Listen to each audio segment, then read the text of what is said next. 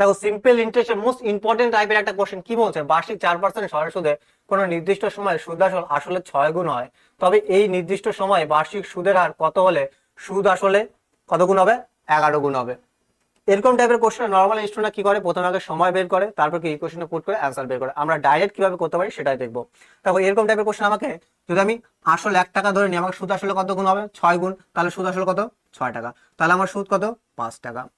আমাকে বলছে সুদ আসল যখন 11 গুণ হবে তখন রেট অফ ইন্টারেস্ট কত হবে? তাহলে আসল যদি 1 টাকা হয় তাহলে সুদ আসলে কত হবে? 11 টাকা। তাহলে আমার সুদ কত? 10 টাকা। আমি দেখছি যখন আমার সুদ 5 টাকা হচ্ছে তখন রেট অফ ইন্টারেস্ট কত? 4%। মানে 5 এর ভ্যালু কত? 4%। তাহলে যদি আমি বের করি যখন সুদ 10 টাকা হচ্ছে তখন রেট অফ ইন্টারেস্ট কত হবে, তাহলে আমার অ্যান্সার বেরিয়ে যাবে ইন্টু 10। তাহলে 5 দুগুণি কত হয়ে গেল? 10। তাহলে কত আমার অ্যান্সার? 4 দুগুণি 8%। 8% কি আমার কারেক্ট অ্যান্সার? Option B. এরকম শর্ট ট্রিক পাওয়ার জন্য কি করো? এখনই ফলো করো।